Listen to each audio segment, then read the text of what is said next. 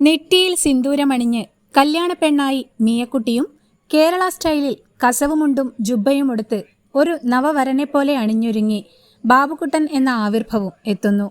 Super star singer വേദിയിൽ ഈ വാരം നടക്കുന്ന വിവാഹ സ്പെഷ്യൽ എപ്പിസോഡിലാണ് ആരെയും മയക്കുന്ന കല്യാണവേഷത്തിൽ ഇരുവരും എത്തുന്നത്.